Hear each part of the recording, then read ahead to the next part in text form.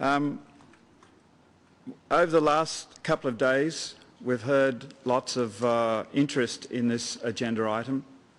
There have been lots of discussions about how to proceed with this process, and there have been lots of media interest in this agenda item.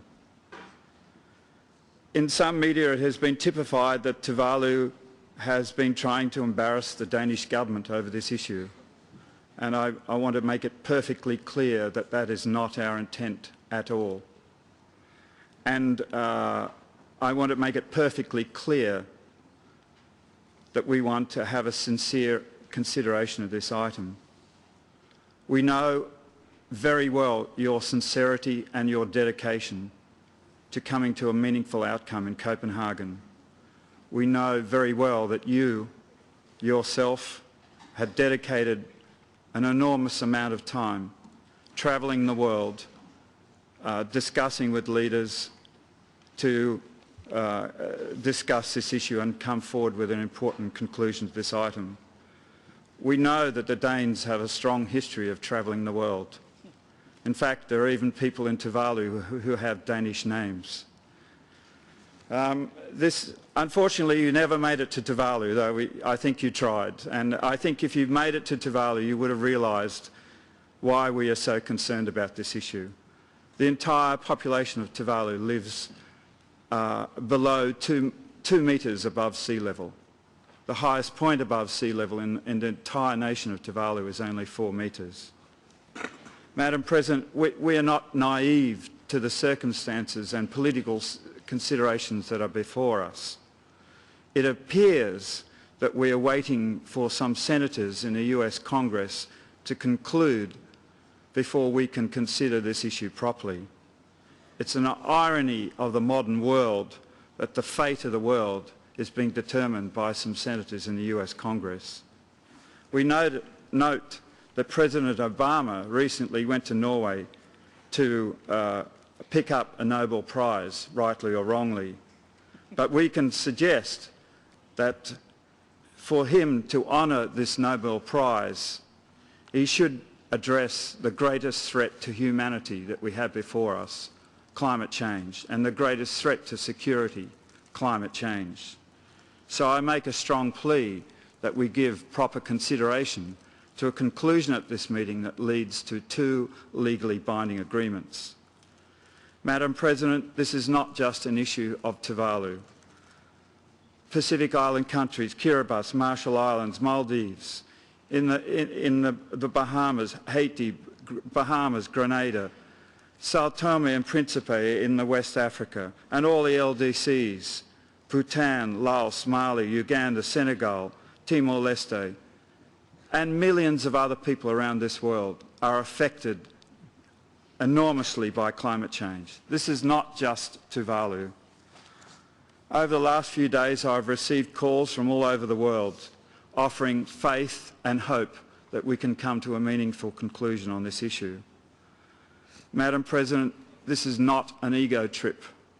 For me, I have refused to undertake media interviews because I don't think this is just an issue of an ego trip for me. I'm just merely a humble and insignificant employee of the Environment Department of the Government of Tuvalu. And as a humble servant of the Government of Tuvalu, I have to make a strong plea to you that we consider this matter properly. I don't want to cause embarrassment to you or the government, but I want to have this issue considered properly. I clearly want to have the leaders put before them an option for considering a legally binding agreement for them to sign on at this meeting. I make this as a strong and impassioned plea. We've had our proposal on the table for 6 months. 6 months. It's not the last 2 days of this meeting. I woke this morning and I was crying, and that's not easy for a grown man to admit. The fate of my country rests in your hands. Thank you.